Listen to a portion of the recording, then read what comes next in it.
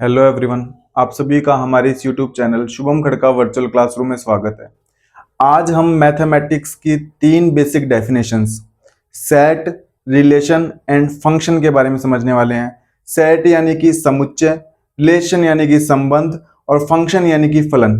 ये तीन डेफिनेशंस ऐसी है जिनके ऊपर पूरी मैथमेटिक्स टिकी हुई है। यदि आपकी इन तीनों डेफिनेशंस के ऊपर कमांड अच्छी है, सेट, रिलेशन और फंक्शन के ऊपर, तो आपको 11th 12th और बीएससी की मैथमेटिक्स को समझने में बहुत ही क्या होगी, आसानी होगी। और आप आगे आने वाली थ्योरम्स, आगे आने वाले एग्जांपल्स को आसानी से क्या कर पाएंगे, कवर कर पाएंगे। आज हम मैथमेटिक्स की तीन इंपॉर्टेंट डेफिनेशन, फर्स्ट सेट, उसके बाद रिलेशन और उसके बाद फंक्शंस को क्या करने वाले हैं, समझने वाले हैं। आप लास्ट तक हमारी वीडियोस के साथ बने रहें। ये क्लास आपके लिए बहुत ही इंपॉर्टेंट होने वाली है। यदि आप में से हमारी क्लास में कोई नया है तो हमारी वीडियोस को अपने फ्रेंड्स के साथ शेयर करें और साथ ही हमारे चैनल को सब्सक्राइब करें। तो आइए शुरू करते हैं आज की है क्लास। हमारी जो फर्स्ट डेफिनेशन है वो है सेट की, जिसको हिंदी में कहते हैं समुच्चय। समुच्चय, सेट यानी कि समुच्चय। अब सेट होता क्या है, तो इधर देखो, सेट सेट की डेफिनेशन होती है ये, well defined collection of objects, यानी कि हिंदी में वस्तुओं के सुपरिभाषित संग्रह को, वस्तुओं के सुपरिभाषित संग्रह को समुच्चय कहते हैं। वस्तुओं के सुपरिभाषित संग्रह को क्या कहते हैं, समुच्चय कहते हैं। एक बार के लिए आप एक काम करें, इसके अंदर ये जो शब्द दिया हुआ है इसको भूल जाएं। एक बार के लिए भूल जाएं, ये दिया हुआ नहीं है। सिर्फ सेट की डेफिनेशन एक बार के लिए इतनी मान के चलें, कलेक्शन ऑफ ऑब्जेक्ट्स। आपके पास कुछ वस्तुएं हैं, कुछ एलिमेंट्स हैं, आपको उनका कलेक्शन बनाना है। मतलब आपको उनको क्या करना है, इकट्ठा करना है। और वही एक बार के लिए क्या कहलाता है, सेट कहलाता है। जैसे कि मान लो मैंने मान लिया कि मेरे पास एक बार अंग्रेजी वर्णमाला के क्या है, स्वर है। अंग्रेजी वर्णमाला में कितने स्वर होते हैं, इंग्लिश अल्फाबेट्स में कितने वोवल्स होते हैं, ए, ई, आई, ओ, यू। ये 5 ही वोवल्स होते हैं, यानी 5 स्वर होते हैं। आप एक काम करो, एक चिट लो, एक चिट लेके एक पे तो लिख दो ए, एक चिट लेके एक पे लिख दो ई, एक चिट लेके एक पे लिख दो आई, एक पे ओ और एक पे यू। और इनको इकट्ठा कर लो एक बैग के अंदर। एक बैग के अंदर इनको क्या कर लो, इकट्ठा कर लो। इनको इस प्रकार से इकट्ठा करना ही क्या कहलाता है, समुच्चय कहलाता है। क्या कहलाता है, सेट कहलाता है। बस फर्क इतना है, इन एलिमेंट्स को, चाहे यहां पे ऑब्जेक्ट्स लिखा हुआ मिले चाहे एलिमेंट्स लिखा हुआ मिले, एक ही बात है। इन ऑब्जेक्ट्स या इन एलिमेंट्स को मैथमेटिक्स के अंदर किसी बैग या किसी बस्ते के अंदर इकट्ठा ना करके उनको करली ब्रैकेट के अंदर इकट्ठा किया जाता है। हमेशा किसके अंदर इकट्ठा करना है, करली ब्रैकेट के अंदर। हमेशा किसके अंदर इकट्ठा करना है, ना तो स्मॉल ब्रैकेट में और ना ही कैपिटल ब्रैकेट में, हमेशा कौन सा ब्रैकेट के अंदर, करली ब्रैकेट में। और इस प्रकार से ये जो कलेक्शन बनाया ना हमने, इकट्ठा किया है, बैग के अंदर इकट्ठा नहीं करना है। ये तो मैंने आपको एग्जांपल के लिए समझाया। तो ये जो कलेक्शन बनता है ना, इस बार बैग मान लो, इस करली ब्रैकेट को क्या मान लो, बैग। ये कलेक्शन ही क्या कहलाता है, सेट कहलाता है। ये कलेक्शन ही क्या कहलाता है, सेट। हमेशा ध्यान रखना, जो एलिमेंट्स लोगे वो हमेशा स्मॉल लेटर में होने चाहिए। कौन से लेटर में होने चाहिए, स्मॉल लेटर में। अब इसको बाहर से भी कुछ नाम दिया जाए तो बोलते हैं इसको कैपिटल ए नाम दे दो। कैपिटल ए नहीं देना चाहते, कैपिटल बी दे दो। कैपिटल बी नहीं देना चाहते, कैपिटल सी दे दो। कैपिटल सी नहीं देना चाहते, डी दे दो। कैपिटल डी नहीं देना चाहते, एक्स दे दो। कुछ भी दे दो, लेकिन देना कितना है, कैपिटल। एक और बात समझते हैं। मैं आपको बोलूं कि आप एक काम करो, ब्रह्मांड के अंदर जो ग्रह है ना, जो हमारे जो सौर मंडल में जो ग्रह हैं, उनके चिट के ऊपर नाम लिखो और एक चिट के ऊपर नाम लिख के उनको बैग के अंदर इकट्ठे करो, तो कौन कौन से प्लैनेट्स हैं हमारे? प्लैनेट्स कौन कौन से हैं? Mercury, Venus, Earth, Mars, Jupiter, Saturn, Uranus, Neptune. इनको किसके अंदर इकट्ठा करना है? बैग के अंदर। लेकिन बोलते हैं मैथमेटिक्स के अंदर बैग के अंदर इकट्ठा नहीं करना, किसके अंदर इकट्ठा करना है? कर्ली ब्रैकेट के अंदर। तो ये हमारा क्या बन गया? एक सेट बन गया। और इसको आपकी मर्जी है तो कुछ भी नाम दे दो, मैंने इसको नाम दे दिया ये क्या बन गया? हमारा सेट। अब बात आती है कि फिर ये इतनी ही डेफिनेशन थी तो उसने फिर वेल डिफाइंड क्यों लिखा है? तो मतलब ये डेफिनेशन हमारी गलत है। वेल डिफाइंड लिखा है मतलब वेल डिफाइंड का कोई ना कोई इंपॉर्टेंस तो है। ये वेल डिफाइंड शब्द यहां पे बहुत ही इंपॉर्टेंट है। ये वेल डिफाइंड शब्द बताता है कि इस सेट के अंदर इन 5 के अलावा कोई दूसरा एलिमेंट नहीं जाएगा। वेल डिफाइंड से मतलब ये है कि किसी सेट के बारे में हम निश्चित रूप से ये बता सकें कि कोई एलिमेंट इस सेट का हिस्सा होगा या नहीं होगा। मैं बता सकता हूं बी इसके अंदर आएगा नहीं आएगा। बी इस साइन को बोलते हैं बिलोंग करना। बिलोंग करने का मतलब होता है इसके अंदर जाना। तो बी एक्स के अंदर जाएगा कि नहीं? Does not belongs to X. क्या ए बिलोंग करेगा क्या एक्स में? बिल्कुल बिलोंग करेगा। ए किस में बिलोंग करेगा? एक्स में। तो वेल डिफाइंड का मतलब यह कि मैं बता सकता हूं कि इन 5 के अलावा इसके अंदर कोई शब्द नहीं आएगा। इस कलेक्शन में कितने एलिमेंट्स आने वाले हैं? 5 एलिमेंट्स आने वाले हैं। इसको बोलते हैं वेल डिफाइंड। समझ गए क्या नहीं? और हिंदी में इसको क्या बोलते हैं? सुपरिभाषित। सुपरिभाषित। अब जैसे कि मैं आपको बोलूं, आपको एक काम करना है, भारत के अंदर बहने वाली जो नदियां हैं, जो रिवर्स हैं, उनका कलेक्शन बनाना है। इंडिया के अंदर बहने वाली रिवर्स का क्या बनाना है? कलेक्शन। तो कौन कौन सी जाएंगी? गंगा जाएगी, यमुना जाएगी, ब्रह्मपुत्र जाएगी, कावेरी जाएगी, कृष्णा जाएगी। क्या उसके अंदर नील नदी जाएगी? क्या नील नील रिवर जाएगी या नहीं जाएगी? क्योंकि नील रिवर कहां पे बहती है? अफ्रीका में। तो अगर यहां पे वेल डिफाइंड नहीं होता ना तो फिर हम तो नील रिवर भी उसमें लिख देते। लेकिन मैंने कहा कि भारत में बहने वाली नदियों को बनाना है, तो भारत में नील नदी बहती है कि नहीं? तो वेल डिफाइंड शब्द तो यहां पे बहुत नेसेसरी है। अब जैसे कि एक और एग्जांपल से समझ लो, मैं आपको बोलूं कि आपको राजस्थान के जिलों का क्या बनाना है? कलेक्शन। राजस्थान के डिस्ट्रिक्ट्स का क्या बनाना है? कलेक्शन बनाना है। तो उसमें सिक्कर जाएगा, उसमें जयपुर जाएगा, उसमें झुंझुनू जाएगा, उसमें जोधपुर जाएगा, ये जाएंगे। क्या उसमें उत्तर प्रदेश का कोई डिस्ट्रिक्ट जाएगा? क्या उसमें मध्य प्रदेश का कोई डिस्ट्रिक्ट जाएगा? क्या उसमें महाराष्ट्र का कोई डिस्ट्रिक्ट जाएगा? क्या नहीं जाएगा ना। तो वेल डिफाइंड शब्द ये बताता है कि किसी एलिमेंट के अंदर कौन सा एलिमेंट बिलोंग करेगा और कौन सा एलिमेंट बिलोंग नहीं करेगा। जैसे कि मान लो आपकी क्लास के अंदर 10 स्टूडेंट है या फिर आपके क्लास के अंदर 50 स्टूडेंट है, एक बार के लिए मान लो, और आपकी क्लास में कोई प्रिंसिपल आके आपको ऐसे बोले कि इस क्लास के अंदर वो स्टूडेंट 11 स्टूडेंट खड़े हों और बाहर आ जाएं जो क्रिकेट खेलने में अच्छे हैं। आपकी क्लास में मान लो एक बार के लिए 50 स्टूडेंट हैं और कोई बाहर से प्रिंसिपल आपको आके बोले कि आपकी क्लास में से 11 स्टूडेंट्स वो बाहर आ जाएं जिनको अच्छे से क्रिकेट खेलना आता है। आपके मन में सेल्फ डाउट आएगा नहीं आएगा? शायद मैं बाहर चला गया और सर ने डांट के भेज दिया तो क्या क्रिकेट खेलेगा? इतना सा तो है, सेल्फ डाउट आएगा ना। तो वो जो 11 बच्चों का कलेक्शन बनेगा ना वो वेल डिफाइंड नहीं है। वो कलेक्शन क्या नहीं है? Well defined. क्योंकि बच्चों के मन में क्या बना हुआ है? अभी डाउट बना हुआ है। वो कलेक्शन सुपरिभाषित नहीं है। वो कलेक्शन क्या नहीं है? Well defined. अब अगर मान लो बाहर से प्रिंसिपल आके बोले कि 11 बच्चे वो बाहर आ जाएं जिनके 10th में 90% से ऊपर है, जिनके कितने से ऊपर है? 90% से ऊपर। अब बच्चों के मन में दिक्कत नहीं है, जिसके 80% है वो क्लास के अंदर बैठा रहेगा और जिसके 90% है वो क्लास से कहां चला जाएगा? बाहर। तो बाद में जो 11 बच्चे बाहर जाएंगे ना उनसे जो कलेक्शन बनेगा ना वो कलेक्शन कैसा होगा? वेल डिफाइंड होगा। तो वेल डिफाइंड सेट की डेफिनेशन के अंदर ये बहुत इंपॉर्टेंट है। आप समझ गए?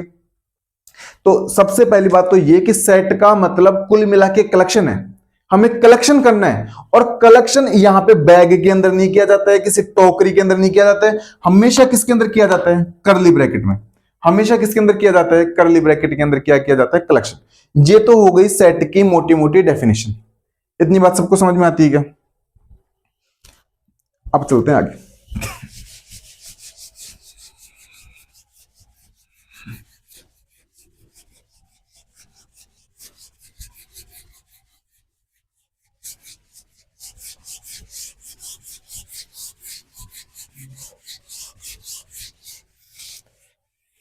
जैसे कि मान लो मैंने एक सेट बनाया है, ये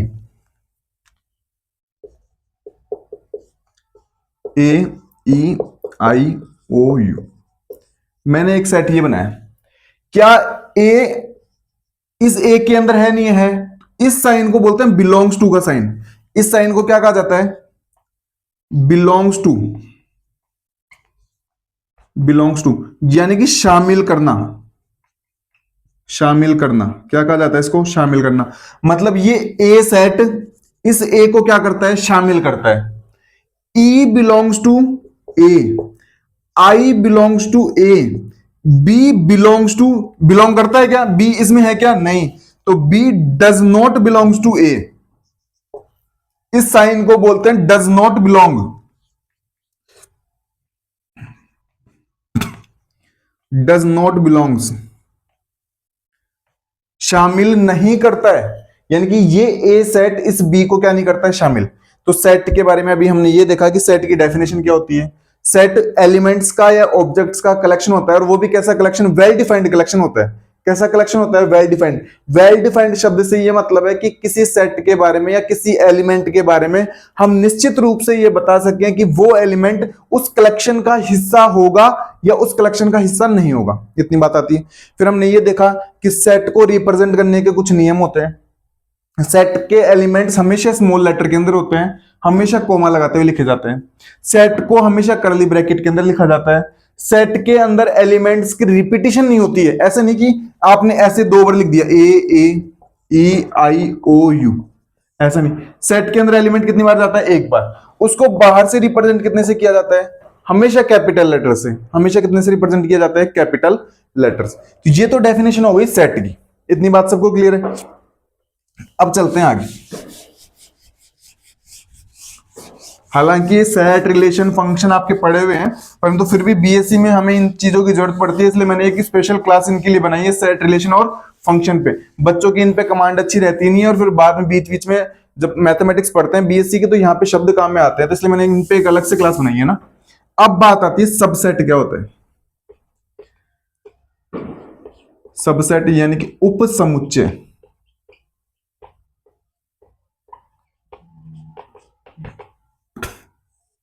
सबसेट क्या होता है? मान लो कि मेरे पास एक सेट है, ये ABC। ABC मेरे पास एक सेट है। मैंने एक सेट बनाया, ये एक सेट बनाया, ये मैंने एक सेट बनाया, ये मैंने एक सेट बना लिया, ये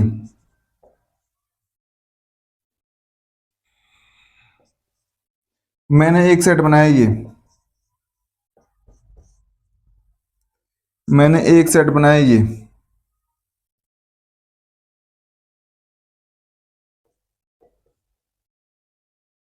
मैंने सेट बना ली। AB हो गया, BC हो गया, AC हो गया, ये हो गया ना, ठीक। अब इधर ध्यान से देखो, सबसेट की डेफिनेशन ये बोलती है कि क्या इस सेट के सारे एलिमेंट इस सेट के अंदर है नहीं है? ये ए इसके अंदर है ना? क्या इस सेट के सारे एलिमेंट इस सेट के अंदर है नहीं है? बिल्कुल है। क्या इस सेट के सारे एलिमेंट इस सेट के अंदर है नहीं है? बिल्कुल है। क्या इस सेट के सारे एलिमेंट इसके अंदर है नहीं है? बिल्कुल है। मैंने एक और सेट बना लिया।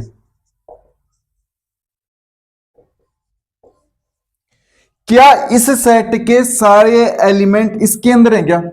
नहीं है। इसके अंदर है? नहीं है। इसका मतलब हुआ कि जो मेरा बी है ना, वो सबसेट है। ये साइन होता है सबसेट का। किसका सबसेट है? ए का। मेरा जो सी है ना, वो सबसेट है किसका? ए का। मेरा डी सबसेट है किसका? ए का। मेरा एच सबसेट नहीं है किसका? ए का। Every element of this set belongs in this set, then this set is said to be subset of this set. यदि इस सेट का प्रत्येक एलिमेंट होना चाहिए, यहां पे एवरी एलिमेंट पे अंडरलाइन करना, प्रत्येक एलिमेंट इस सेट का क्या है? हिस्सा है, तब तो ये सेट कहलाता है सबसेट कहलाता है। यानी छोटा, सब का मतलब होता है छोटा सेट, और ये कहलाता है सुपर सेट। क्या कहलाता है? Super set. क्या कहलाता है? सुपर सेट कहलाता है। इतनी कहानी सबको समझ में आती है। तो ये तो हो गई किसकी डेफिनेशन? सबसेट की। हमेशा सबसेट की डेफिनेशन के अंदर एक बात ध्यान में रखी जाती है। अब जैसे कि मान लो मैं इसके सबसेट बनाने लगूं, तो एक तो ये सबसेट बनाना सीख गए। एक ध्यान रखना, ये क्या ये वाला सेट और ये वाला सेट सेम है? नहीं है, बिल्कुल सेम है। तो क्या इसको मैं ए नाम दे सकता हूं क्या? क्योंकि सेम सेट है दोनों। तो यहां से दो नोट काम में आते हैं। एक तो कोई भी सेट अपने आप का सबसेट होता है। कोई भी सेट अपने आप का क्या होता है? सबसेट। एक नोट तो ये। दूसरा नोट, बोलता है कि जो फाई सेट होता है ना, सॉरी, जो एमपीटी सेट होता है, empty set is always subset of any set. जो रिक्त समुच्चय होता है या जो एमपीटी सेट होता है ना, एमपीटी सेट को किससे रिप्रेजेंट करते हैं? फाई से। तो जो एमपीटी सेट होता है ना, वो किसी भी सेट का हमेशा क्या होता है? सबसेट होता है। तो दो नोट यहां पे याद में रखे जाते हैं। Empty set is always subset of any set and every set is subset of itself. ये प्रत्येक सेट अपने आप का क्या होता है? सबसेट होता है। और एमपीटी सेट प्रत्येक सेट का क्या होता है? सबसेट। इतनी कहानी सबको समझ में आती है। मैं एक और एग्जांपल सबको बना के दिखा देता हूं।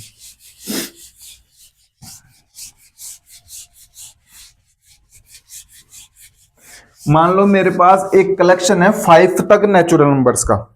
मेरे पास एक कलेक्शन है 5 तक नेचुरल नंबर्स का कलेक्शन है।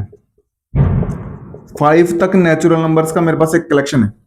आप बताना इनमें से कौन कौन से सबसेट है, नहीं है?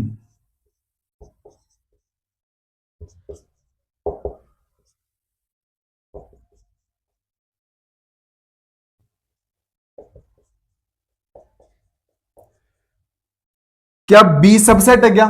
बिल्कुल है, क्योंकि बी के सारे एलिमेंट किसके अंदर है? ए के अंदर। बी सबसेट है।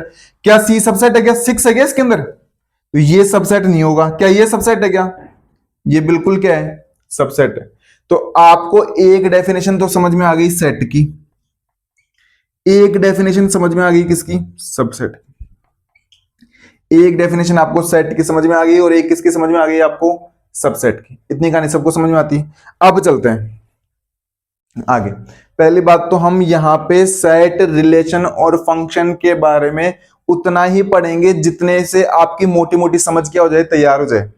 ये सेट चैप्टर इतना आसान नहीं है। सेट के बहुत सारे टाइप्स होते हैं, बहुत सारे उसके ऊपर ऑपरेशंस वर्क करते हैं, बाइनरी ऑपरेशंस वर्क करते हैं। हम सेट के बारे में उतना पढ़ रहे हैं जितने से आपका माइंड क्या हो जाए? बिल्ड हो जाए, और आपको आगे क्या ना हो, दिक्कत ना हो। तो आप अगर सेट के बारे में आगे पढ़ना चाहते हैं तो इस वीडियो को देखने के बाद अपनी 11th क्लास की बुक उठाएं और वहां से पढ़ें। आपको बड़ी आसानी से सेट समझ में आएगा। हाँ, लेकिन आपका यहां से जो कंसेप्ट है ना, वो जरूर बिल्ड होगा आपका यहां से। अब चलते हैं आगे।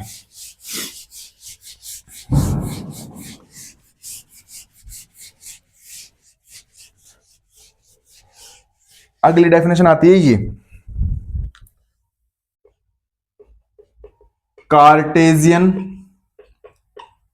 Product of two sets. Cartesian product of two sets यानी कि दो समुच्चयों का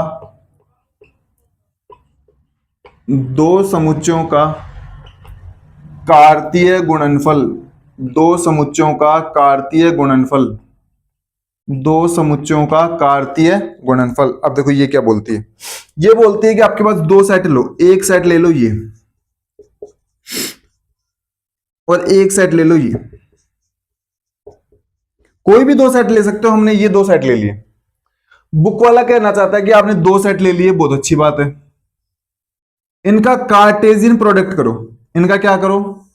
तो पहली बात तो किन्हीं भी दो सेट का जब कार्टेशियन प्रोडक्ट किया जाता है तो उसको रिप्रेजेंट किया जाता है इससे। इस नोटेशन से क्या किया जाता है? रिप्रेजेंट। ए क्रॉस बी। ये जो बनता है ना, ये नया सेट बनता है, और नया सेट बनेगा तो आएंगे करली ब्रैकेट। नया सेट का नाम लेते करली ब्रैकेट। सेट का नाम लेते क्या आएंगे? करली ब्रैकेट। तो बोलता करली सेट बन गया तो सेट के अंदर फिर एलिमेंट डालो। तो बोलता है इसके अंदर जो एलिमेंट जाते हैं ना, वो ऑर्डर्ड पेयर में जाते हैं। कौन सी फॉर्म में जाते हैं? ऑर्डर्ड पेयर में। फिर बोलता है कि ऑर्डर्ड पेयर क्या होता है? तो बोलता है ए का किसके साथ करो? डी के साथ।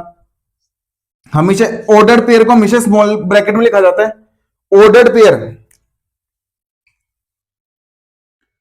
ऑर्डर्ड पेयर, ऐसे पेयर जिनमें ऑर्डर का ध्यान रखा जाता है। क्रमित युग्म, ऐसे युग्म जिनमें किनका ध्यान रखा जाता है, क्रम का, इनको ऑर्डर्ड पेयर बोलते हैं। ए का डी से, ए का ई से, बी का डी से, बी का ई से, सी का डी से, सी का ई से। ये इन दोनों सेट का हमने क्या कर दिया, कार्टेशियन प्रोडक्ट कर दिया। तो ये कहलाता है दो समुच्चयों का कार्तीय गुणन। तो ये डेफिनेशन क्या बोलती है, मान लो आपके पास दो सेट हैं, आप उनका कार्टेशियन प्रोडक्ट करना चाहते हैं, तो दो सेट का कार्टेशियन प्रोडक्ट भी एक सेट होता है। उसके अंदर जो एलिमेंट्स जाते हैं वो कौन सी फॉर्म में जाते हैं, ऑर्डर्ड पेयर की फॉर्म में जाते हैं। कोई आपसे पूछ ले कि आपके पास एक सेट के अंदर 5 एलिमेंट है, दूसरे सेट के अंदर आपके पास मान लो 3 एलिमेंट है, तो इनके कार्टेशियन प्रोडक्ट के अंदर कितने एलिमेंट जाएंगे, कोई बता सकता है क्या आप में से? इनके कार्टेशियन प्रोडक्ट में तो काउंट करके देखो, इसमें 3 थे, 1 2 3, इसमें 2 थे, तो इसमें देखो कितने जा रहे हैं, 1 element, 2 element, 3 element, 4 element, 5 element, 6 element, यानी कि इनमें जा रहा है 3 थे, इसमें 2 थे, तो कार्टेशियन प्रोडक्ट में कितने जा रहे हैं, 3 इंटू 2 इज इक्वल टू 6। तो इनके कार्टेशियन प्रोडक्ट में कितने जाएंगे, 5 इंटू 3 इज इक्वल टू 15। तो ये फॉर्मूला बनता है, number of elements in the set A cross B is equal to number of element in the set A multiply number of element in the set B. ये क्या बन जाता है formula, कार्तीय गुणनफल के समुच्चय के अंदर जो एलिमेंट जाते हैं ना, वो इन दोनों के मल्टीप्लाई के क्या रहते हैं, इक्वल रहते हैं। ये डेफिनेशन किसकी हो गई, कार्टेशियन प्रोडक्ट। उसके बाद सेट को रिप्रेजेंट करने के तरीके हुआ करते हैं, जिनमें एक को टेबुलर फॉर्म बोलते हैं, एक को सेट बिल्डर फॉर्म बोलते हैं। फिर सेट कई टाइप्स के होते हैं, जिनमें पावर सेट है, डिसजॉइंट सेट है, बहुत सारे सेट के क्या होते हैं, एम्प्टी सेट है, यूनिटी सिंगलटन सेट है, बहुत सारे उसके क्या होते हैं टाइप्स। फिर सेट के ऊपर कुछ ऑपरेशंस वर्क करते हैं, जिनमें यूनियन का ऑपरेशन है, इंटरसेक्शन का ऑपरेशन है, डिसजॉइंट का, पावर सेट का ऑपरेशन, तो बहुत सारे ऑपरेशन उस पर क्या करते हैं, वर्क करते हैं। फिर हम सेट के बहुत सारे क्या देखते हैं, एग्जांपल देखते हैं। लेकिन सेट के बारे में आपके लिए जो जानने की इंपॉर्टेंट बात थी वो मैंने आपको सारी यहाँ पे क्या की, बता दी। इतनी बात सबको समझ में आती है ना। अब चलते हैं नेक्स्ट डेफिनेशन के ऊपर, और वो डेफिनेशन है रिलेशन की। वो डेफिनेशन किसकी है, रिलेशन की, रिलेशन की डेफिनेशन है।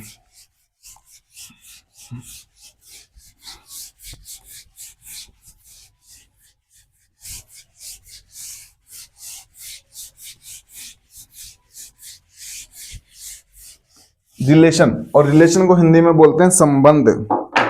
अब चलते हैं नेक्स्ट डेफिनेशन के ऊपर, रिलेशन,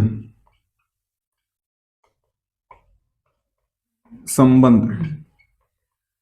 मैं आपको फिर से बता रहा हूं, बीएससी की मैथमेटिक्स के अंदर यदि आपकी set, relation, function, limit, continuity और डिफरेंशिएबिलिटी, इन 6 टॉपिक्स के ऊपर कमांड अच्छी है, फिर से सुन लो, set, relation, function, limit, continuity and differentiability, ये 6 टॉपिक ऐसे हैं जो आपके लिए पिलर का वर्क करते हैं। बीएससी मैथमेटिक्स के अंदर आपकी जिन स्टूडेंट्स की इन 6 टॉपिक के ऊपर कमांड अच्छी है, वो बड़ी आसानी से बीएससी की मैथमेटिक्स को समझ सकता है। उसको किसी भी चैप्टर को क्या नहीं पड़ेगा, रटना नहीं पड़ेगा। और इन पे आपकी कमांड वीक है, तो हर स्टूडेंट्स के लिए बीएससी की मैथमेटिक्स रटने वाली है। आप थ्योरम्स को रटते रहेंगे, और मैं नहीं चाहता कि आप थ्योरम्स को रट के पढ़ें, क्योंकि इतनी थ्योरम्स है कि आप रटते रटते थक जाएंगे। हमारी भी रटने की एक सीमा हुआ करती है, हम कोई कंप्यूटर तो है नहीं। अब चलते हैं रिलेशन के ऊपर। एक बार के लिए एक मैं मान लेता हूं, मेरे पास एक सेट है ये 1 2 3, मेरे पास एक सेट है ये जिनमें एलिमेंट है 4 एंड 5, 4 एंड 5। या फिर एक काम करो, इसमें एलिमेंट ले लो, ये ले लो, 2 सेट हो गए। बुक वाला चाहता है कि इनका कार्टेशियन प्रोडक्ट करो, ये लो भाई, इनका कार्टेशियन प्रोडक्ट कर देते हैं। 1 का 2 के साथ, 1 का 4 के साथ, 2 का 2 के साथ, 2 का 4 के साथ, 3 का 2 के साथ, 3 का 4 के साथ। ये इनका क्या कर दिया, कार्टेशियन प्रोडक्ट कर दिया। ये एक एलिमेंट है सेट का, कहीं इसको दो समझ लो, ऑर्डर्ड पेयर एक एलिमेंट ही है, तो 1 2 3 4 5 6, तो 6 एलिमेंट ही होने चाहिए, और कितने एलिमेंट आ रहे हैं? 6 एलिमेंट ही आ रहे हैं। तो बात आती है कि रिलेशन की डेफिनेशन क्या हुई? रिलेशन की डेफिनेशन में आप सिर्फ इतना ध्यान रखें, relation is a subset of A cartesian product B. कोई आपसे रिलेशन की डेफिनेशन पूछे, आप सिर्फ उसको इतनी बता क्या देना, relation is a subset of A cartesian product B. इसीलिए तो मैंने आपको सबसेट की डेफिनेशन पढ़ाई, और इसीलिए मैंने आपको कार्टेशियन प्रोडक्ट की क्या पढ़ाई? डेफिनेशन, क्योंकि दोनों कहां पे काम में आ रही हैं? रिलेशन के अंदर क्या आ रही है? काम में।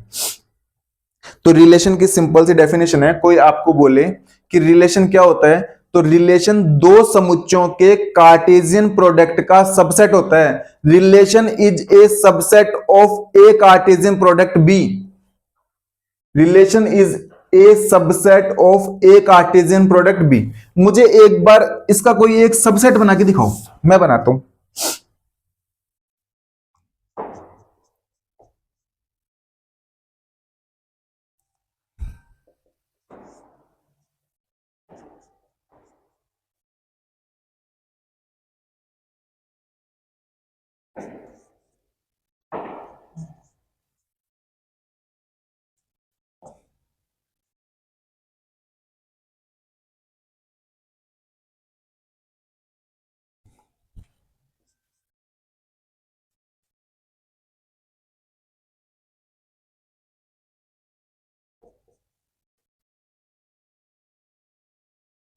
क्या पहले तुम मुझे बताओ, इस सेट को मैंने कोई नाम दे दिया, जैसे मैंने मान लो इसको एक बार के लिए R1, एक बार पहले मुझे बताओ, इस सेट के प्रत्येक एलिमेंट क्या इसके अंदर है? क्या 1 1 इसके अंदर है? 1 1 इसके अंदर है? नहीं है। 2 4 है इसके अंदर? 2 4 तो है। 1 4 इसके अंदर है? बिल्कुल है। 3 4 इसके अंदर है? बिल्कुल है। 2 2 इसके अंदर है? तो मतलब ये जो इस सेट को नाम दे दो, एक बार के लिए R1 नाम दे दो। क्या इस सेट का प्रत्येक एलिमेंट A क्रॉस B में है? क्या है? तो मतलब R1 जो है ना, वो मेरा सबसेट है किसका? A क्रॉस B का। इसका सारे एलिमेंट चेक करो, 1 4 है? बिल्कुल है। 2 4 है? बिल्कुल है। 3 2 है? बिल्कुल है। 3 4 है? बिल्कुल है। तो इसको नाम दे दो R2। तो मेरा R2 सबसेट है किसका? A क्रॉस B का। इसका चेक करते हैं, क्या 2 4 है? क्या बिल्कुल है। क्या 3 2 है? बिल्कुल है। 3 5 है? क्या एक तो ये और एक ये, यानी कि एक सेट तो ये और एक सेट ये दोनों सेट इसके सबसेट नहीं है, क्योंकि इनका प्रत्येक एलिमेंट इस सेट का क्या नहीं है? हिस्सा नहीं है।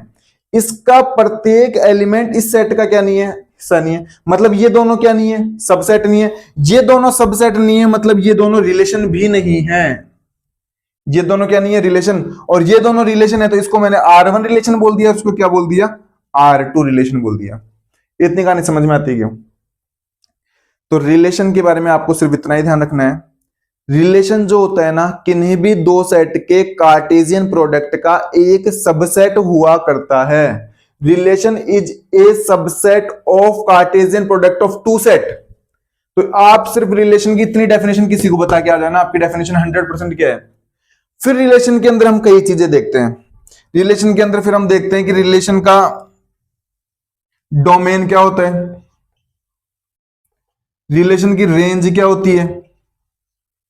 तो रिलेशन का जो डोमेन होता है ना, ये रिलेशन है ना, इस रिलेशन के अंदर जो ऑर्डर्ड पेयर रहते हैं, इनके फर्स्ट एलिमेंट का सेट, इनके फर्स्ट एलिमेंट का सेट, तो फर्स्ट एलिमेंट का सेट कौन कौन सा? 1 3 2, ये तो कहलाएगा इस रिलेशन का डोमेन। ये तो क्या कहलाएगा? डोमेन। इस ऑर्डर्ड पेयर के सेकंड एलिमेंट का सेट, तो 4 4 2 है, तो 4 को तो एक बार ही लिखेंगे ना, ये क्या कहलाएगी? रेंज। इस सेट का ये कहलाएगा डोमेन और वो कहलाएगी रेंज। इसकी बात करते हैं, इसका कोई डोमेन बता सकता है कि मुझे आप में से? 1 2 3 3, तो 3 को एक बार ही लिखेंगे, 1 2 3। इसकी कोई रेंज बता सकता है क्या? 4 4 2 4, तो 4 और 2, फोर एक बार ही आएगा। और एक और बात ध्यान रखना, सेट के ऑर्डर्स को, सेट के एलिमेंट्स को आगे पीछे करके लिखा जा सकता है, चाहे 4,2 लिख दो, चाहे 2,4 लिख दो। जो सेट होता है ना, उसके अंदर क्रम का ध्यान नहीं रखा जाता। सेट के अंदर एलिमेंट्स के ऑर्डर का ध्यान नहीं रखा जाता है। ध्यान रखना, सेट के एलिमेंट्स को आगे पीछे करके लिखा जा सकता है। अब जैसे कि मान लो ये सेट है, इसमें एलिमेंट ऐसे हैं, ए ई आई ओ यू, चाहे ऐसे लिख दो, एक ही बात है, आई ओ ए ई यू। तो ये और ये दोनों एक ही सेट है। एलिमेंट्स के ऑर्डर का ध्यान नहीं रखा जाता है सेट के अंदर। इतनी कहानी सबको समझ में आती है ना। फिर बात आती है सेट के टाइप्स के ऊपर। तो सेट के जनरली 3 टाइप होते हैं, स्वतुल्य यानी कि रिफ्लेक्सिव, सम्मित यानी कि सिमेट्रिक, और स्वतुल्य, सम्मित और संक्रामक यानी ट्रांजिटिव। ये सेट के क्या होते हैं, सॉरी, रिलेशन के 3 क्या होते हैं, टाइप्स होते हैं। तो इन रिलेशन के टाइप्स के ऊपर हम नहीं जाएंगे, हमारे जितना काम का था मैंने एक बार आपको बता दिया। तो हम सेट कवर कर चुके हैं, और क्या कवर कर चुके हैं, रिलेशन। अब चलते हैं फंक्शन के ऊपर। अब किसके ऊपर चलते हैं, फंक्शन के ऊपर। अब चलते हैं फंक्शन के ऊपर।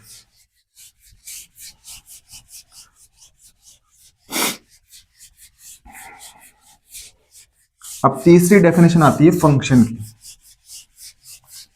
जो हमारे लिए सबसे इंपॉर्टेंट डेफिनेशन है।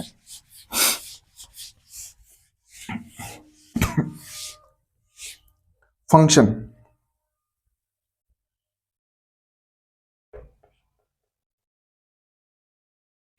इस वीडियो को आप सबसे अधिक शेयर करें।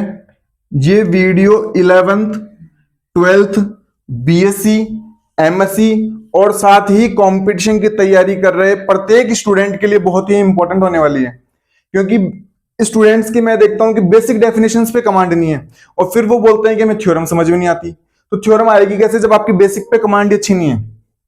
मैथमेटिक्स के अंदर आप बेसिक डेफिनेशंस पे अपनी कमांड अच्छी करें, आपको बहुत स्मूथली थ्योरम्स क्या आएंगी, समझ में आएंगी। अब इधर देखो फंक्शन क्या होता है। एक बार के लिए आप एक और काम करो, फिर से काम करो, ए बी सी डी, एक बी सेट ले लो जिसके अंदर एलिमेंट ले लो सी डी, इनका कार्टेशियन प्रोडक्ट करो, ए का सी के साथ, ए का डी के साथ, ए का ई के साथ, बी का सी के साथ, बी का डी के साथ, बी का ई के साथ, सी का सी के साथ, सी का डी के साथ, सी का ई के साथ, नीचे लिख देते हैं डी का सी के साथ, डी का डी के साथ, डी का ई के साथ। ये तो हमारे पास 2 सेट थे और हमने इनका क्या कर दिया, कार्टेशियन प्रोडक्ट। तो इसमें 4 है और इसमें 3, 12 एलिमेंट होने चाहिए। 4 इंटू 3 कितने होने चाहिए, 12 काउंट कर लेते हैं, 1 2 3 4 5 6 7 8 9 10 11 12। मैं इस सेट के, ये एक नया सेट हो गया ना, इस सेट के सबसेट बनाता हूं बहुत सारे। इसके मैं बहुत सारे सबसेट बनाने की कोशिश करता हूं। बनाते हैं सबसेट भाई, नाम सबसेट को बाद में दे देंगे।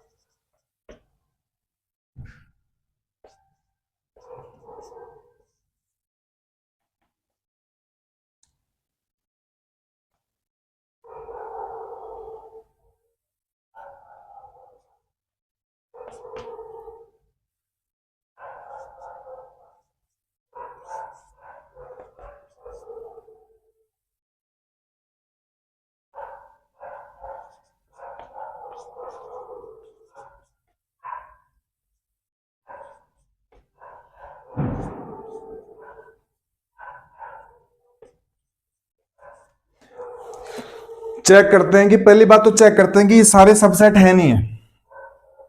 इसके सारे एलिमेंट एसी, क्या एसी इसमें है? बीसी इसमें है क्या? बीसी भी इसमें है। सीडी इसमें है, सीडी भी इसमें, डी इसमें है, डी। तो मतलब ये सबसेट तो है, ये सबसेट तो है, रिलेशन है या नहीं है वो बाद में देखेंगे, सबसेट तो है। एसी इसमें है क्या? एसी भी है। एडी है क्या? एडी भी है। डी है, डी भी है।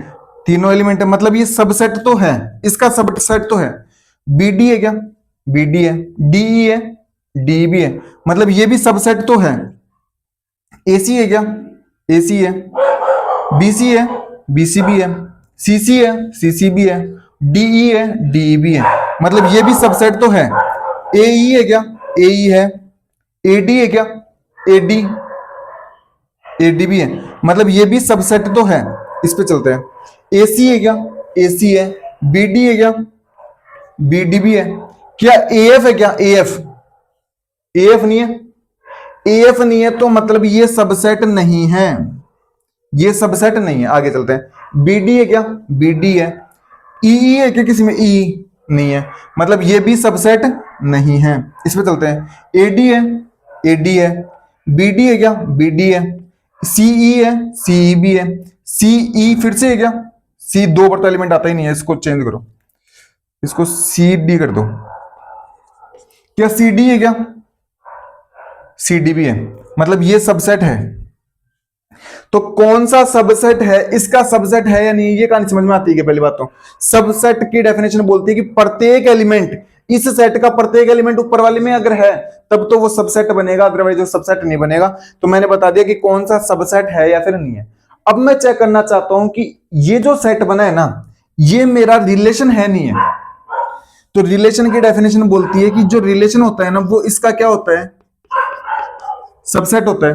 तो ये मेरा सबसेट है, तो इसका मतलब ये मेरा रिलेशन भी है, तो इसको मैंने R1 बोल दिया। ये मेरा सबसेट है, तो मतलब मेरा ये रिलेशन भी है। जितने सबसेट उतने रिलेशन, किसी सेट के जितने सबसेट होते हैं उतने ही उसके क्या होते हैं? रिलेशन होते हैं। समझ गए क्या कहानी?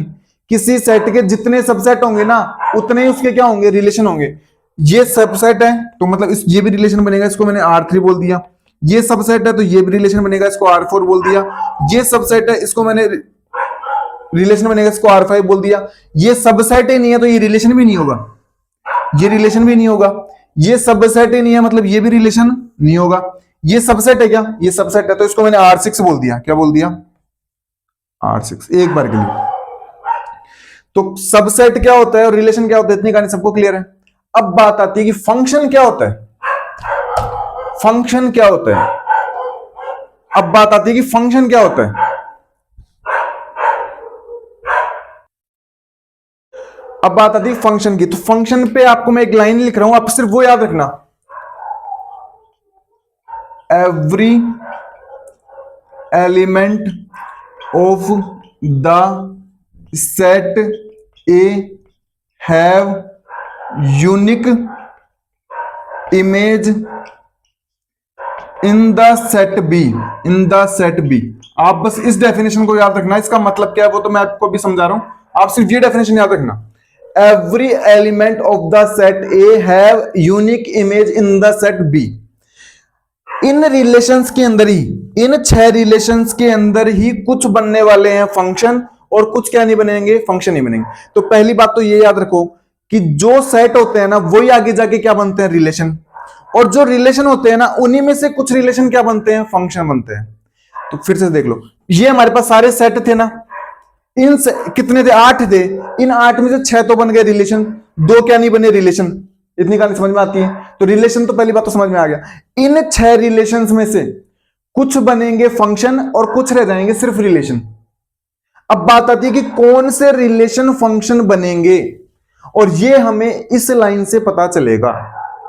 ये लाइन बोलती है कि पहली बात तो जो रिलेशन बना है ना, उसमें सेट ए का प्रत्येक एलिमेंट आना चाहिए। सेट ए का कौन सा कितना एलिमेंट आना चाहिए? प्रत्येक एलिमेंट। चेक करते हैं सेट ए के अंदर कौन कौन से एलिमेंट है? A B C D.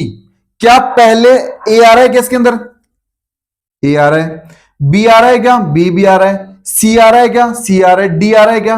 D आ रहा है। मतलब इतनी तो सेटिस्फाई कर रहा है। आगे की ओर देखेंगे, इसको देखो एक बार ध्यान से। क्या ए आ रहा है? आ रहा है। ए आ रहा है, बी आ रहा है क्या? कहीं पे बी और सी आ रहे हैं क्या? पहले एलिमेंट में होने चाहिए, पहले में, ऑर्डर्ड पेयर के फर्स्ट में। बी और सी नहीं आ रहे ना इसमें, कहीं पे आपको बी और सी दिखाई दे रहे हैं क्या? फर्स्ट में देखो, फर्स्ट में बी और सी, तो मतलब ये वाला रिलेशन इसको यहीं पे सेटिस्फाई नहीं कर रहा, और यहीं पे सेटिस्फाई नहीं कर रहा तो ये फंक्शन नहीं बनेगा। इसकी तो कहानी यहीं पे खत्म। आगे देखते हैं, इसमें कहीं पे पहले में ए आ रहा है क्या? ए, बी आ रहा है, चलो सी, ए और सी आ रहा है क्या?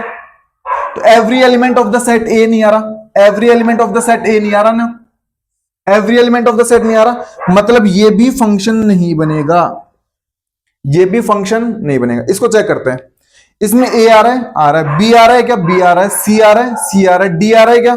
डी आ रहा है, मतलब चारों एलिमेंट तो आ रहे हैं, इसको बाद में चेक करेंगे, छोड़ो। इसमें देखो ए आ रहा है सिर्फ, कहीं पे बी सी डी दिखाई दे रहा है क्या आपको? तो इसका मतलब ये भी फंक्शन नहीं बनेगा। आगे चलते हैं, अब ये तो सेट ही नहीं है, ये तो रिलेशन ही नहीं है, रिलेशन नहीं है तो फंक्शन की तो बात ही खत्म हो गई। फंक्शन बनने के लिए पहले रिलेशन तो बनना चाहिए ना, तो ये तो मेरे रिलेशन ही नहीं है, रिलेशन ही नहीं है ये तो मेरे, और रिलेशन नहीं है तो फंक्शन की तो बात ही खत्म, फंक्शन की तो बात ही खत्म। इस पे आते हैं, इसमें ए आ रहा है, आ रहा है, बी आ रहा है, आ रहा है, सी आ रहा है, सी आ रहा है, डी आ रहा है क्या? डी नहीं आ रहा, मतलब ये भी मेरा फंक्शन नहीं बनेगा, ये भी मेरा फंक्शन नहीं बनेगा। इतनी कहानी सबको समझ में आती है क्या? अब बात आती है, इन दो को चेक करते हैं, क्या ये दोनों फंक्शन है क्या? ये दोनों फंक्शन है क्या? आगे डेफिनेशन बोलते हैं, have unique image, have unique image in the set B, have unique image in the set B. इसका मतलब है कि अगर मैं ए एलिमेंट लू ना, तो ए डालने पर मुझे एक ही एलिमेंट मिलना चाहिए, ऐसा नहीं कि मैं एक बार ए पुट करूं तो मुझे कोई दूसरा उत्तर मिल जाए, अगली बार मैं ए पुट करूं तो मुझे कोई दूसरा उत्तर मिल जाए। जहां पे ए पुट करने पे सी मिल रहा है, बी पुट करने पे सी मिल रहा है, सी पुट करने पे सी मिल रहा है, कोई सेम एलिमेंट आ रहा है क्या? जैसे कि ए पुट करने पे सी मिल जाता, और मान लो इसी के अंदर ऐसा आ जाता, ए पुट करने पे बी, मान लो एक एलिमेंट ऐसा और होता, तो मेरा ये फंक्शन नहीं बनता फिर, क्योंकि यूनिक इमेज नहीं आ रही। एक बार तो ए डालने पे सी आ रहा है, और एक बार ए डालने पे कितना आ रहा है? बी। तो यूनिक इमेज है क्या? यूनिक इमेज का मतलब है कि एक उत्तर डालने पे एक वैल्यू पुट करने पे एक उत्तर आए, इसको बोलते हैं यूनिक इमेज। तो एक बार तो मैं ए पुट करने पे सी आ रहा है, और एक बार ए पुट करने पे बी, लेकिन अभी तो नहीं है, अभी तो ऐसा नहीं है। तो मतलब ये दोनों कंडीशन को सेटिस्फाई कर रहा है, प्रत्येक एलिमेंट की इमेज भी मिल रही है, और वो भी कैसी इमेज मिल रही है? यूनिक इमेज मिल रही है। कैसी इमेज मिल रही है? तो इसका मतलब ये मेरा बनेगा फंक्शन, और इसको मैंने नाम दे दिया f1, इसको मैंने क्या नाम दे दिया? f1। इसको चेक करते हैं, ए का सी के साथ, बी का सी के साथ, सी का सी के साथ, डी का ई के साथ, इसमें भी प्रत्येक एलिमेंट, अब मान लो इसमें ऐसा हो जाता, यहां पे सी का डी के साथ हो जाता, मान लो एक बार के लिए, हालांकि इसमें है नहीं, मान लो ऐसा हो जाता, तो सी का सी के साथ और सी का डी के साथ, तो फिर यूनिक इमेज होती क्या? नहीं होती ना। तो मतलब ये हमारा क्या है? फंक्शन है, और ये फंक्शन क्या होगा? f2। ये मेरा फंक्शन क्या कहलाएगा? आप कुछ भी नाम दे सकते हो, f1 f2। तो आपको मैं उम्मीद करता हूं कि सेट की डेफिनेशन समझ में आ गई होगी, रिलेशन की डेफिनेशन समझ में आ गई होगी, और फंक्शन की। अब बात आती है कि फंक्शन के कुछ टाइप्स होते हैं। एक टाइप होता है वन वन फंक्शन, एक टाइप होता है मैनी वन फंक्शन, एक टाइप होता है इनटू फंक्शन, और एक टाइप होता है ऑन टू फंक्शन। ये टाइप्स आपको मैं और समझा देता हूं, फिर आगे चलते हैं।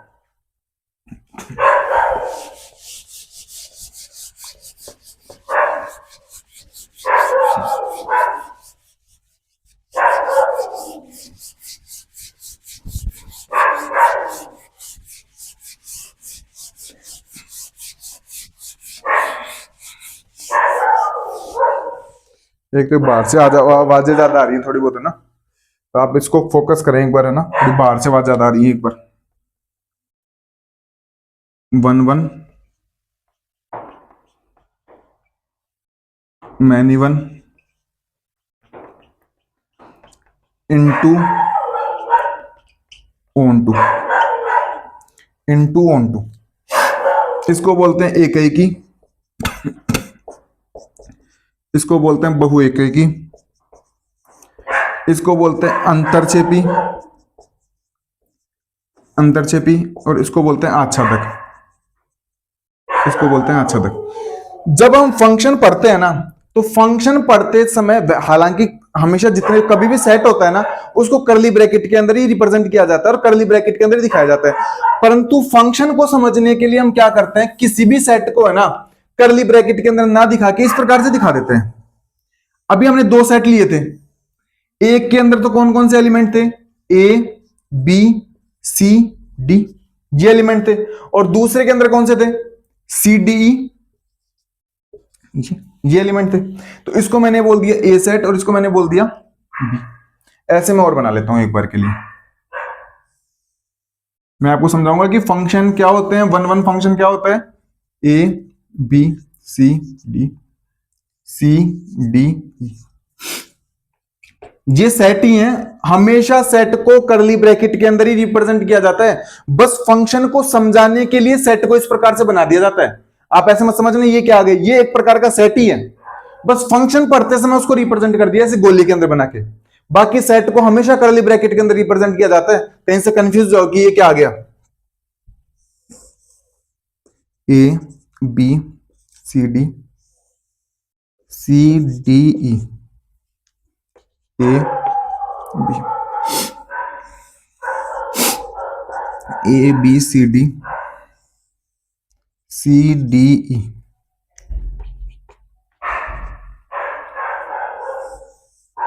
ए B C D, C D ई,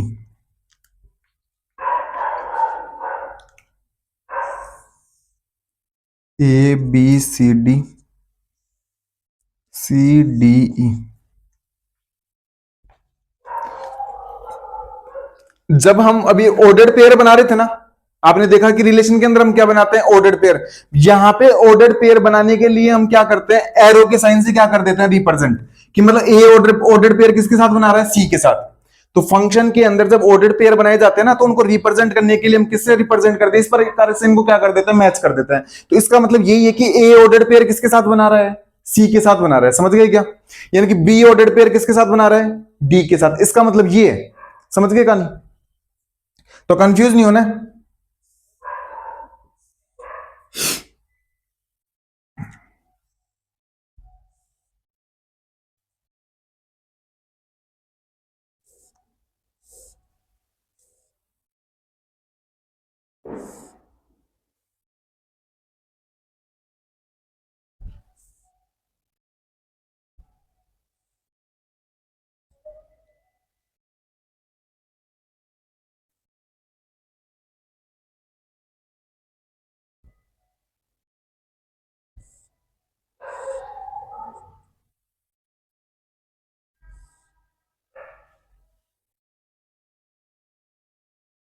अब इधर चलते हैं। पहली बात तो मैं चेक करता हूं कि ये फंक्शन है क्या, ये मेरा फंक्शन है या फिर फंक्शन नहीं है। तो फंक्शन के लिए इस डेफिनेशन को देखूंगा, प्रत्येक एलिमेंट की, कौन से सेट की, ए की इमेज होनी चाहिए कौन से सेट, बी में। इसके चारों एलिमेंट की इमेज होनी चाहिए। तो ए कनेक्टेड है, बी कनेक्टेड है, सी कनेक्टेड है, डी कनेक्टेड है। तो मतलब मुझे लग रहा है कि ये फंक्शन हो सकता है। इस पर चलते हैं। ए कनेक्टेड है, बी कनेक्टेड है, सी कनेक्टेड है, ये डी कनेक्टेड है क्या, कहीं पे डी कनेक्टेड है क्या यहां पे। तो मतलब इस ए सेट के प्रत्येक एलिमेंट की इमेज ही नहीं मिल रही मुझे, इमेज नहीं मिल रही, तो ये तो मेरा फंक्शन ही नहीं है। तो इसकी तो बात ही खत्म। अब ये one one many one into onto क्या फंक्शन ही नहीं है, फंक्शन नहीं है, तो इन चारों की तो बात ही खत्म। इतनी कहानी सबको समझ में आती है। अब चलते हैं आगे। ए की इमेज मिल रही है, बी की इमेज मिल रही है, सी की मिल रही है, डी की मिल रही है, मतलब हो सकता है फंक्शन बन सकता है। इसको चेक करते हैं। ए की मिल रही है, बी की मिल रही है, सी की मिल रही है, डी की मिल रही है, फंक्शन बन सकता है। ये भी बन सकता है, चारों की मिल रही है, मिल रही है, इसकी भी चारों की मिल रही है, क्या मिल रही है। अब चेक करते हैं कि आगे वाली को सेटिस्फाई करते हैं नहीं करते हैं। उसके आगे बोलता है कि यूनिक इमेज होनी चाहिए। कैसी इमेज होनी चाहिए, यानी कि एक उत्तर डालने पर रिजल्ट कितना आना चाहिए, एक। मैं ए पुट कर रहा हूं तो रिजल्ट कितना मिल रहा है, एक उत्तर मिल रहा है, यानी सी मिल रहा है। बी पुट करने पे उत्तर कितना मिल रहा है, डी। सी पुट करने पे उत्तर कितना मिल रहा है, डी। डी पुट करने पे कितना मिल रहा है, ई। यानी कि इधर का एक एलिमेंट पुट कर रहा हूं तो वहां पे एक मिलना चाहिए, यूनिक मिलना चाहिए। तो सी पुट करने पे ई मिल रहा है, डी पुट करने पे क्या मिल रहा है, ई। तो मतलब ये फंक्शन है। ये फंक्शन तो है। अब इनमें से देखेंगे कौन सा फंक्शन है, वन वन है, मैनी वन है, इनटू है, ऑन टू है, आगे चेक करेंगे। तो वो तो फंक्शन ही नहीं है, बात खत्म। इस पे आते हैं। बी डालने पे मुझे ई मिल रहा है, यहां तक ठीक है। सी डालने पे ई मिल रहा है, यहां तक भी ठीक है। डी डालने पे ई मिल रहा है, यहां तक भी ठीक है। लेकिन यहां पे गड़बड़ है। ए डालने पर एक बार तो मिल रहा है सी, और ए पुट करने पर एक बार मिल रहा है डी। ऐसा पॉसिबल है क्या? जैसे कि मान लो आपके पास कोई फंक्शन है f x is equal to x square, आप इसके अंदर टू पुट करें तो हमेशा 4 ही मिलेगा ना। ऐसा थोड़ी ना है कि 2 पुट करने पर एक बार -4 मिल गया। तो 2 डालने पर 4 और -4 आ सकता है क्या कभी? ऐसा हो सकता है क्या कभी? नहीं हो सकता। हाँ, ऐसा जरूर हो सकता है। F x is equal to कितना हो जाए, एक्स स्क्वायर। तो ऐसा हो जाए कि आप 2 पुट करो तो भी कितना आ जाए 4, और -2 पुट करो तो भी कितना हो जाए 4। यानी 2 और -2 पुट करने पे कितना आ सकता है, एक उत्तर आ सकता है। ये तो फंक्शन जरूर है। क्या ये पॉसिबल है क्या कि 2 पुट करने पर एक बार 4 आ जाए और एक बार -4 आ जाए? ये जरूर पॉसिबल है। 2 पुट करने पर एक बार 4 आ जाए, -2 पुट करने पर भी कितना आ जाए। तो एक वैल्यू डालने पर 2 उत्तर नहीं आ सकते, 2 पुट करने पर 2 उत्तर, अलग अलग उत्तर नहीं आ सकते। ये जरूर पॉसिबल है, 2 अलग अलग वैल्यू पुट करो और उत्तर सेम आ जाए। पॉसिबल है नहीं है। तो मतलब मेरा ये फंक्शन नहीं है, क्योंकि एक बार ए डालने पे सी और एक बार ए डालने पे डी नहीं आ सकता। इस पे चेक करते हैं। ए डालने पे सी आ जाए, बी डालने पे सी आ जाए, हो सकता है। सी डालने पे भी डी आ जाए, डी डालने पे ई आ जाए, पॉसिबल है। तो मतलब ये मेरा फंक्शन है। अब कौन सा फंक्शन है वो आगे चेक करेंगे। ए डालने पे एक एलिमेंट, बी डालने पे एक एलिमेंट, सी डालने पे एक एलिमेंट, डी डालने पे एक एलिमेंट, मतलब ये भी फंक्शन मेरा है। ए डालने पे एक एलिमेंट, बी डालने पे एक एलिमेंट, सी डालने पे एक एलिमेंट, डी डालने पे एक एलिमेंट, इसका मतलब ये भी मेरा फंक्शन तो है। ये भी मेरा फंक्शन तो है। अब जो फंक्शन नहीं है उनको एक बार के लिए हटा देते हैं। ये दोनों मेरे फंक्शन नहीं है ना, समझ में आ गए क्यों नहीं है? क्योंकि इसमें तो पहली लाइन सेटिस्फाई नहीं हो रही और इसमें यूनिक इमेज नहीं मिल रही। अब बात आती है कि मैनी वन फंक्शन क्या होता है, वन वन फंक्शन क्या होता है, इनटू फंक्शन क्या होता है, और ऑन टू फंक्शन क्या होता है। पहले आते हैं वन वन फंक्शन पे। एक एलिमेंट डालने पर एक उत्तर मिले सारों के अंदर। इसमें देखो सी डालने पर भी ई मिल रहा है, डी डालने पर भी क्या मिल रहा है, ई। तो मतलब ये फंक्शन तो है, लेकिन ये मैनी वन फंक्शन है। कौन सा है? Many one. इस पे चेक करते हैं। ए डालने पे भी सी, बी डालने पर भी सी, मतलब ये भी फंक्शन है, लेकिन कौन सा? Many one. इसमें चेक करते हैं। सी डालने पे भी ई, ये भी फंक्शन है, लेकिन कौन सा? Many one. ये भी कौन सा है? Many one. इसमें इसमें भी ए डालने पे सी, बी डालने पे भी सी, मतलब ये भी कौन सा फंक्शन है? Many one. ये भी कौन सा फंक्शन है? Many one. इसमें वन वन का कोई एग्जांपल मैं बना नहीं पाया, पर बना देते हैं। वन वन का भी कोई एग्जांपल बना देते हैं। जैसे कि मान लो इसको हटा देते हैं, ये तो फंक्शन ही नहीं है ना, इसको हटा देते हैं एक बार, वन वन का बना देते हैं। जैसे कि मान लो इस बार मेरे पास सेट में है ना, इधर भी 4 एलिमेंट होते और इधर भी कोई 4 एलिमेंट होते। मान लो कोई दूसरा सेट होता है मेरे पास, मान लिया एक बार के लिए मेरे पास कोई दूसरा सेट है, ए और बी, इनके अलावा कोई सेट है। तो ए डालने पर एक उत्तर, बी डालने पे एक उत्तर, सी डालने पे एक उत्तर, डी डालने पर। तो देखो पहली बात तो सारे एलिमेंट की इमेज मिल रही है, और वो भी कौन सी इमेज मिल रही है? यूनिक इमेज मिल रही है, मतलब ये फंक्शन तो है। Every element of the set have image in the set B, और वो भी कैसी इमेज? यूनिक इमेज, मतलब फंक्शन तो है। अब एक एलिमेंट डालने पे एक ही उत्तर आ रहा है, तो ये जो मेरा फंक्शन है ना, ये वन वन फंक्शन है। ये मेरा कौन सा फंक्शन है? One one. तो वन वन और मैनी वन की कहानी समझ में आ गई क्या? एक वैल्यू पुट करने पर एक ही उत्तर आए, वो कौन सा? One one. दो अलग अलग वैल्यू पुट करने पर एक उत्तर आए, वो कौन सा? Many one. अब बात आती है कि इनटू क्या होता है और ऑन टू क्या होता है। इनटू तो बोलता है कि मेरा सेट के बी के अंदर अगर कोई एलिमेंट छूट जाता है, यानी कि उसकी प्री इमेज नहीं मिलती, उसकी क्या नहीं मिलती? प्री इमेज, या कोई एलिमेंट छूट जाता है, रह जाता है, उसको तो बोलते हैं इनटू। और कोई एलिमेंट नहीं रहता, सबकी क्या मिलती है? प्री इमेज मिलती है, उसको क्या बोलते हैं? Onto. इधर देखो कोई एलिमेंट बच रहा है क्या? सारे एलिमेंट की प्री इमेज मिल रही है ना, मतलब इधर इधर से जुड़े हुए ना सारे एलिमेंट। तो मतलब ये मैनी वन फंक्शन है, और साथ में कौन सा है? ऑन टू है। मैनी वन प्लस कौन सा है? On to. इसमें चेक करते हैं। ये तो वन वन तो है, इसमें कोई एलिमेंट छूट रहा है क्या? नहीं छूट रहा, मतलब ये वन वन प्लस कौन सा है? On to. इसमें चेक करते हैं, इसमें कोई एलिमेंट छूट रहा है क्या? बी के अंदर नहीं छूट रहा, मतलब ये मैनी वन प्लस कौन सा है? On to. इसमें बी के अंदर कोई एलिमेंट छूट रहा है क्या? बी के अंदर देखो नहीं, तो ये many one plus onto. इसके अंदर बी के अंदर कोई एलिमेंट छूट रहा है क्या? छूट रहा है, ये ई। ये ई इधर के इधर से कनेक्ट है क्या पीछे, मतलब इसकी प्री इमेज मिल रही है क्या मैथमेटिक्स के डेफिनेशन के अंदर। इधर वाले एलिमेंट्स को तो बोलते हैं इमेज और इधर वाले एलिमेंट्स को बोलते हैं प्री इमेज।